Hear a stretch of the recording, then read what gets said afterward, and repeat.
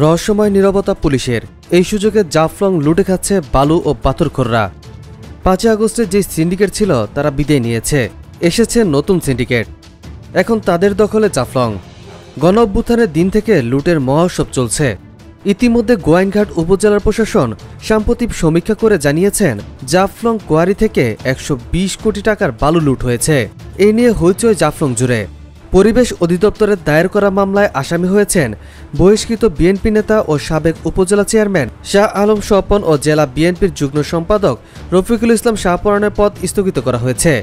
জাফলংয়ের বর্তমান সিন্ডিকেটের অন্যতম হোতা সিলেট জেলা ছাত্রদলের যুগ্ম সম্পাদক সোহেল আহমদ ও যুবলীগ নেতা আকবর হোসেনের বিরুদ্ধে মামলা করা হয়েছে। মামলায় অভিযোগ করা হয়েছে বর্তমান দখলদাররা জাফলংয়ে বোমা বেশি লাগিয়ে পাথর লুট করছে, আর এতে বাধা দেওয়া হলে নিরীহ মানুষের ঘরবাড়ি লুটপাট করা হচ্ছে। যারা বাধা দিয়েছেন তাদের আওয়ামী লীগ ও তাদের দোসর হিসেবে ট্যাগ লাগিয়ে দেওয়া হচ্ছে। জাফলংয়ের নয়াবস্তি, কুন্দুবস্তি ও জুম্বার এলাকার লোকজন জানিয়েছেন পরিবেশ সংকটাপন্ন এলাকা ইসিএ হিসেবে জাফলং চিহ্নিত।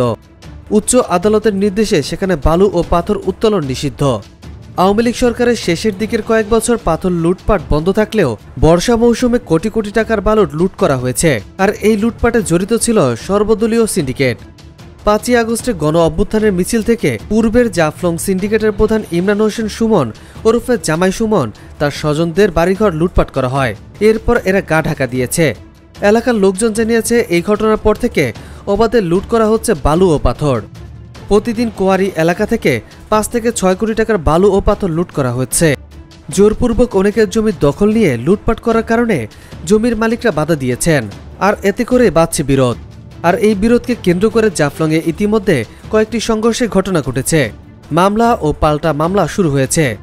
জাফলংয়ের জুমপাড়ে থাকা 2 বস্তি রক্ষার বেড়িবাঁধ ধ্বংস করে কয়েক কোটি টাকার পাথর লুট করা হয়েছে। এতে নেতৃত্ব দিয়েছেন ট্রাক শ্রমিক নামধারী লাঠিয়াল বাহিনী। পুলিশও তাদের কাছে অসহায়। সশস্ত্র অবস্থায় কোয়ারিতে মহড়া দেওয়ার কারণে পুলিশ অপ্রীতিকর ঘটনা এড়াতে নীরব ভূমিকা রয়েছেন। কয়েকদিন আগে নয়াবস্তির মূল সড়কের পাশে পিয়াইন নদীতে অর্ধশতাধিক বোমা মেশিন বসিয়ে পাথর উত্তোলন করছিলেন বর্তমান পাথরখোর সিন্ডিকেটরা। স্থানীয়রা এই নিয়ে ইউপি মেম্বারের কাছে বিচার প্রার্থী হলে মেম্বার গিয়ে ঝুঁকিপূর্ণ এলাকা থেকে পাথর উত্তোলন বন্ধ করে দেয়। এরপর পাথরখোর সিন্ডিকেট সদস্যরা হামলা চালিয়ে 4টি বাড়ি ভাঙচুর করে। এই সময় কয়েকজন মহিলাকে পিটিয়ে আহত করেন। এই ঘটনায় গোয়াইন থানায় 2টি অভিযোগ দায়ের করা হলে পুলিশ একটি মামলা করেছে। বিষয়টিকে মিথ্যা প্রমাণিত করতে পাথরখোর সিন্ডিকেটের পক্ষ থেকে একটি চাঁদাবাজির অভিযোগ দেওয়া হয়েছে। এ নিয়ে জাফলং জুড়ে উত্তেজনা বিরাজ করছে। এই অবস্থায় জাফলংয়ের ফের অভিযান জোরদার করেছে প্রশাসন।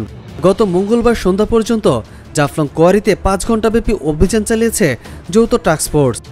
অভিযানের সময় 10 লাখ ঘনফুট বালু, 5000 ঘনফুট পাথর, 50 ট্রাম ট্রাক, 5 শতাধিক বারকি নৌযান জব্দ করা হয়।